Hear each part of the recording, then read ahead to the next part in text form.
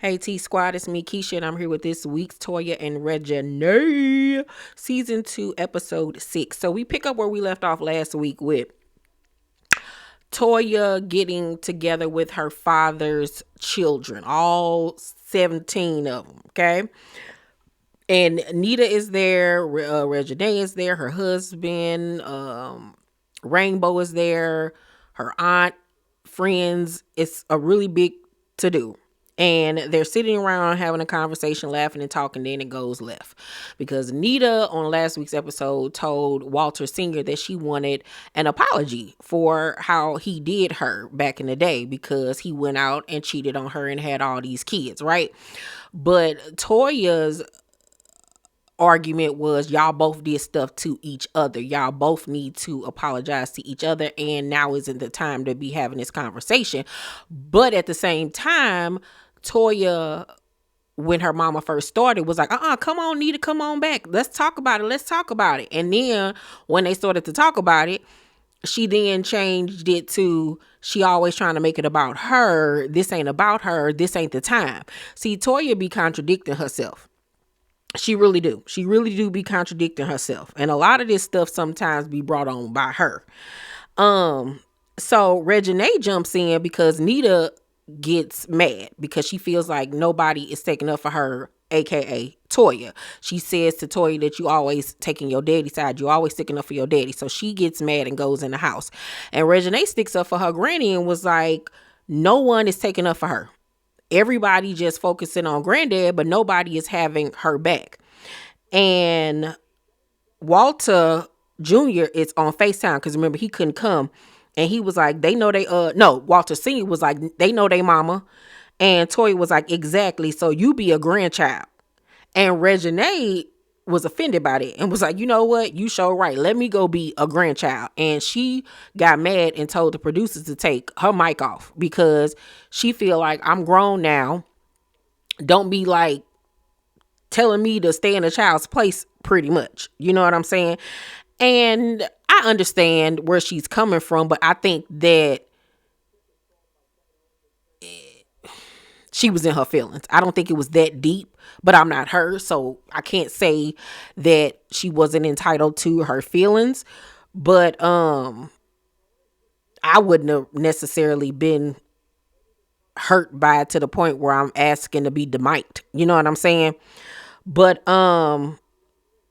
Red, however, in his confessional, likes the fact that Reginae stood up for her grandmama because he too felt like nobody had her back. Nita then comes back outside with Danielle, and Danielle was like, she came in the house to come get me because she felt like did nobody have her back. And Nita is standing on the fact that she want her apology. Like Nita was like, I'm gonna get this apology. I don't care what y'all talking about. So Toya is saying that they both owe each other an apology and that her and Walter Jr. know the real story. They know what both of them have done because, you know, they were old enough to see what was going on. Mind you, all the other kids just sitting there looking like, what is going on?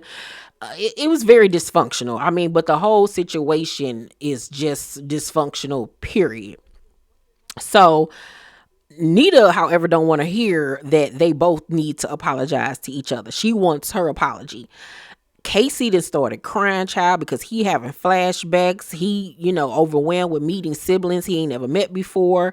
And it got him wondering and having thoughts of why didn't his father ever come for him, like come and get him and raise him and take care of him. And it made me remember how much hurt that these individuals carry. And I know we get on Casey a lot about his attitude and the entitlement and his selfishness and the outbursts. But I think that people need to remember the fact that both of his parents were, and even myself, need to remember the fact that he had two drug addicted parents that weren't around. You know what I'm saying? One out here having babies with everybody in New Orleans. You know what I'm saying? He living in the hood. He had to get it how he could. Then two of his brothers were unalived. He's been in and out of jail. He has been psychologically fucked Okay.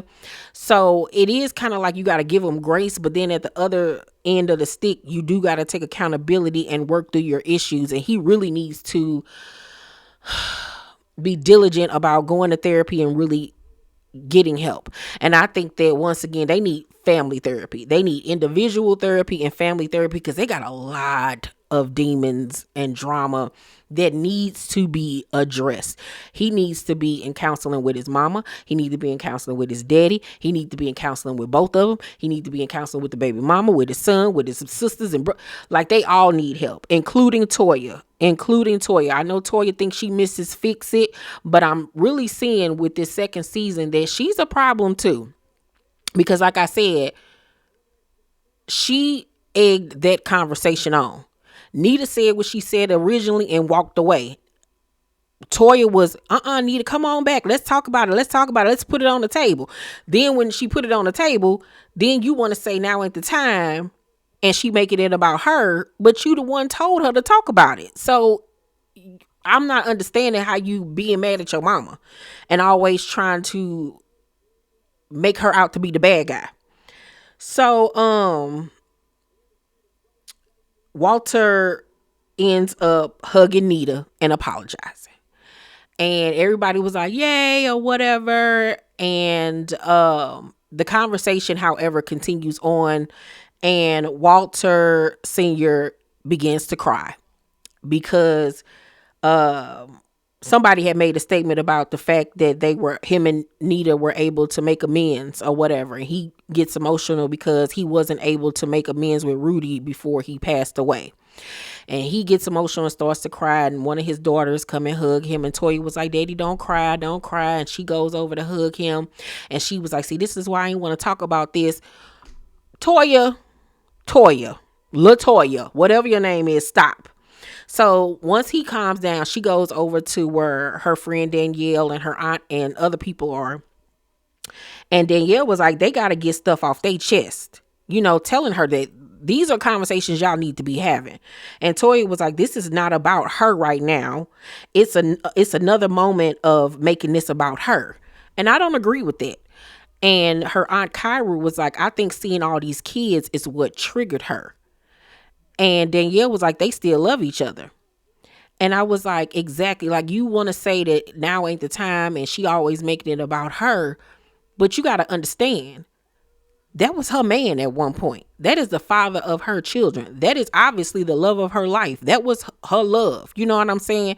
And to see all of these offsprings of somebody that she obviously truly, truly loved had to be a hurtful thing for her. It had to be a lot for her mentally and emotionally.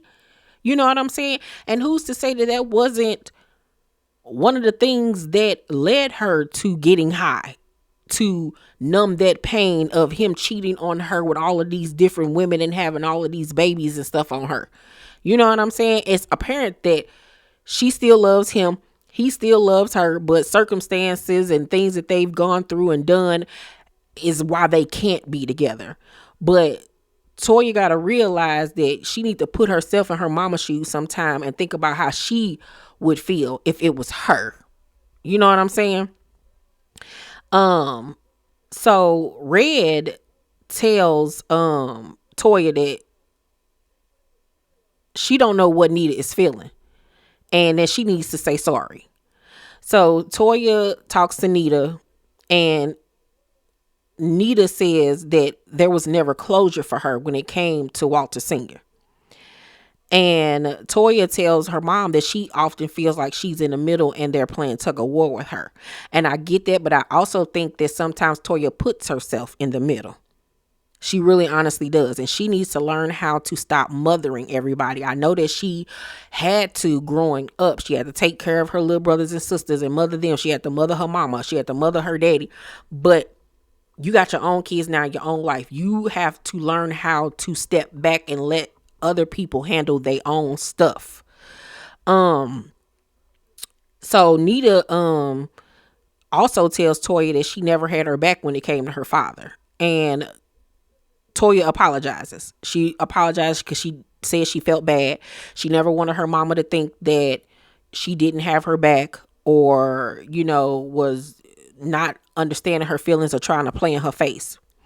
So then when they get back home, Toya has a conversation with Danielle, and she says that, once she got back and was able to digest everything, that she sees things now from Danielle and Red and Reginae's perspective, because she wasn't seeing it then.